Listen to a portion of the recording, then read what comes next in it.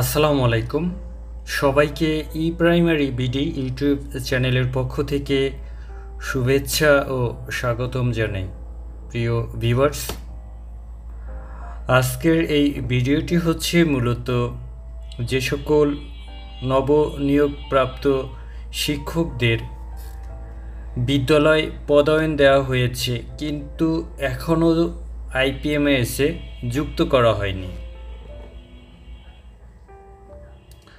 তাই কিভাবে একজন সহকারী শিক্ষক প্রাথমিক শিক্ষার জন্য অনলাইনের যে সবচেয়ে বড় প্ল্যাটফর্ম আইপিএমএসে যুক্ত হবেন এই সংক্রান্ত গুরুত্বপূর্ণ একটি ভিডিওটি শেষ পর্যন্ত দেখবেন এবং আমার এই চ্যানেলটি আপনি যদি শিক্ষা পরিবারের একজন সদস্য হয়ে থাকেন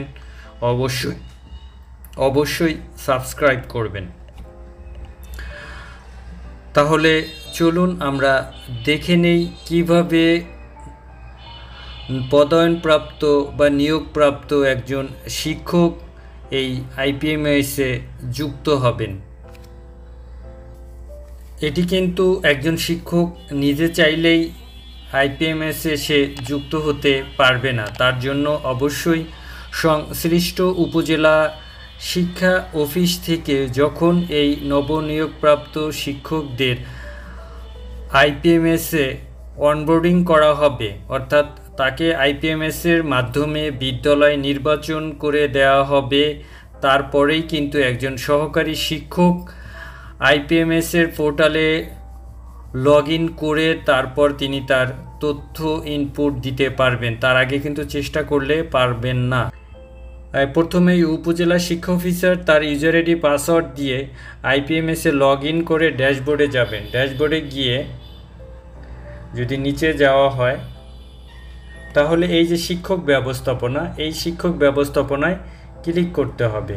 শিক্ষক ব্যবস্থাপনায় ক্লিক করলে এখানে দেখা যাবে নতুন নিয়োগপ্রাপ্তদের তালিকা। যদি প্রাথমিক শিক্ষা অধিদপ্তর থেকে নতুন নিয়োগপ্রাপ্তদের তালিকা ইনক্লুড করা হয় আইপিএমএস এবং সেটি কিন্তু উপজেলা শিক্ষা অফিসারের ইউজার আইডি পাসওয়ার্ড দিয়ে যখন এই আইপিএমএসে লগ ইন করবেন তখন কিন্তু সেই লগ ইন পেজের ড্যাশবোর্ড থেকে এই নতুন নিয়োগপ্রাপ্তদের তালিকা দেখতে পারবেন। তো আমরা যদি নতুন নিয়োগপ্রাপ্ত শিক্ষকদের তালিকা এটাই যদি ক্লিক করি তাহলে দেখুন এখানে 3 জন শিক্ষকের নাম প্রদর্শন করছে।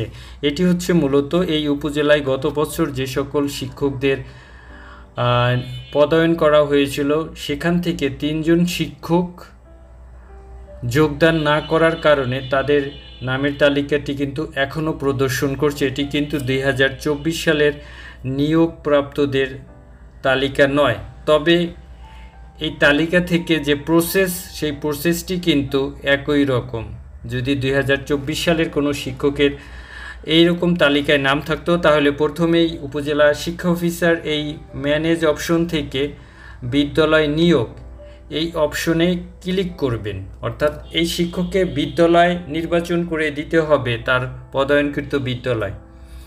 তো আমরা যদি নিচে যাই তাহলে দেখুন এই গতবারের একজন শিক্ষকের নাম দেখাচ্ছে যিনি যোগদান করেননি, অন্য ডিপার্টমেন্টে যোগদান করেছেন। কিছু তথ্য, প্রাইমারিলি কিছু তথ্য, এটি ফিক্সড, এই তথ্যগুলো মূলত তার এনআইডি থেকে জেনারেট হয়েছে। আর কিছু বিষয় আছে যেমন ধর্ম, বৈবাহিক অবস্থা এবং প্রথম যোগদানের তারিখ, এগুলো কিন্তু সিলেক্ট করে দিবেন। এই যে সিলেকশন অপশন আছে এখান থেকে ধর্ম অনুযায়ী ধর্মটি সিলেক্ট করে দিতে হবে। বৈবাহিক অবস্থা, বিবাহিত, অবিবাহিত বা যে কোনো বিবাহের ক্ষেত্রে যে কোনো অপশন, সেই অপশনটি এখান থেকে অন করে দিতে হবে, সিলেক্ট করে দিতে হবে। এরপর প্রথম যোগদানের তারিখ, আমরা জানি প্রথম যোগদানের তারিখ হবে সংশ্লিষ্ট জেলা প্রাথমিক শিক্ষা অফিসার বরাবর যে তারিখে যোগদান করেছেন শিক্ষক সেটি কিন্তু এখানে যোগদান তারিখ। এটি উপজেলা শিক্ষা অফিসার সেই যোগদানের তারিখটি এখানে দিয়ে দিবেন গুগল ক্যালেন্ডার থেকে। এই তথ্যগুলো সুসম্পূর্ণ হওয়ার পরে উপরের দিকে যে নির্বাচন অপশন আছে এই নির্বাচন অপশনে গেলে ওই শিক্ষক যে বিদ্যালয় পদায়ন হয়েছে শূন্যপদ থাকা সাপেক্ষে টোটাল উপজেলার বিদ্যালয়ের তথ্য এখানে প্রদর্শন করবে। তো নির্দিষ্ট শিক্ষকের পদায়নকৃত বিদ্যালয় অনুযায়ী সেটি সিলেক্ট করে দিতে হবে। সাপোজ যদি এই বিদ্যালয়টি আমি সিলেকশন করি, তাহলে কিন্তু নিচের দিকে একটি অপশন, এখানে দেখুন আপনারা নির্বাচন অপশন আছে। এই নির্বাচন অপশনে যদি ক্লিক করে দেই, কেবলমাত্র তখনই ওই শিক্ষক উপজেলার যে IPMS পোর্টাল আছে সেখানে কিন্তু অনবোর্ডিং হবেন। অনবোর্ডিং হওয়ার পরে এই শিক্ষককে IPMS-এর পোর্টালে আবার লগ ইন করতে হবে। তখন তিনি যদি লগ ইন করতে যান, কিভাবে লগ ইন করবেন সেটি আমি দেখাই, তখন কাজ করবে। এই যে ইমেল বা মোবাইল নাম্বার দুটি এখানে দেওয়া যায়। তো প্রথমে তাকে মোবাইল নাম্বার দিয়ে, যদি ইমেল নাম্বারটি তিনি দিয়ে থাকেন তার নিয়োগের সময় এখানে দিতে পারেন। তবে যেটি নির্দেশনা সেটি হচ্ছে মোবাইল নম্বর দিবেন এবং পাসওয়ার্ড, যেহেতু প্রথমবার তিনি লগ ইন করছেন, এটি ওয়ান টাইম পাসওয়ার্ড হিসাবে 6টি 0 বা 0 দিয়ে এবং উপরে মোবাইল নাম্বার দিয়ে তাকে সাইন ইন করতে হবে। সাইন ইন করলেই একটি পাসওয়ার্ড ক্রিয়েট করার জন্য বলবে 6 ডিজিটের, ইংরেজি upper class, lower class letter এবং কিছু নাম্বার এবং বর্ণ দিয়ে তাকে 6 ডিজিটের একটি proper user ID, proper password user ID হিসাবে তো মোবাইল নাম্বারই থাকবে, তৈরি করে নিতে হবে। এরপরে 3টি সিকিউরিটিস কোয়েশ্চেন থাকবে।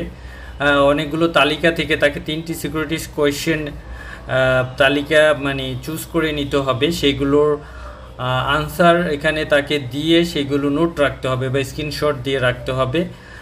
পরবর্তীতে যদি কখনো তার পাসওয়ার্ডটি সে নিজে ভুলে যায়, তাহলে এই 3টি সিকিউরিটিস কোয়েশ্চেনের আনসার দিয়ে কিন্তু তিনি আবার পুনরায় পাসওয়ার্ড রিসেট করে নিতে পারবেন। এবং এই তথ্যগুলো দেওয়ার পরে সে যখন সাইন ইন করবে, তখন তিনি তার নির্দিষ্ট বিদ্যালয় IPMS-এ লগ ইন করবেন এবং সেখানে তার ব্যক্তিগত বিভিন্ন ধরনের তথ্য এবং ক্ষেত্র বিশেষে অ্যাটাচমেন্ট বিভিন্ন ধরনের ফাইলের অ্যাটাচমেন্ট করতে হবে। এরপরে এই তথ্যগুলো তিনি সাবমিট করবেন, প্রধান শিক্ষকের কাছে চলে যাবে। প্রধান শিক্ষক আবার এটি ভেরিফাই করে সহকারী উপজেলা শিক্ষা অফিসারের নিকট প্রেরণ করবেন। এরপর উপজেলা শিক্ষা অফিসার আবার যাচাই বাছাই করে সেগুলো উপজেলা শিক্ষা অফিসারের নিকট প্রেরণ করবেন। উপজেলা শিক্ষা অফিসার চূড়ান্তভাবে যখন অনুমোদন করে দিবেন, তখনই কেবল এই শিক্ষকদের আরও তথ্য বা ডেটাগুলো অনুমোদিত হবে। এবং এইভাবেই IPMS-এ একজন নবনিয়োগপ্রাপ্ত শিক্ষক ইউজার আইডি পাসওয়ার্ড ক্রিয়েট করে মূলত তার তথ্যগুলো ইনপুট দিবেন এবং এইভাবেই দিতে পারবেন। তো আশা করি এই প্রসেস যখন সুসম্পূর্ণ হবে উপজেলা ভিত্তিক, তখনই কেবল এই শিক্ষকগণ অনলাইনে IPMS-এ যোগদান দেখাতে পারবেন। তো এখনও যেহেতু তালিকা IPMS-এ যুক্ত হয়নি অধিদপ্তরের মাধ্যমে, তো ম্যানুয়ালি যোগদান যে প্রসেস কমপ্লিট হয়েছে সেইভাবেই চলবে। পরবর্তীতে যখন এটি কার্যকর হবে তখন হবে। এতে আসলে খুব একটা সমস্যা নেই। যখন হবে তখনই কেবল এগুলো করে নিতে হবে। আপাতত এগুলো নিয়ে কোনো চিন্তিত না হওয়াই বেটার। তো সবাই ভালো থাকবেন এবং চ্যানেলটি ভালো লাগলে সাবস্ক্রাইব করবেন। ধন্যবাদ।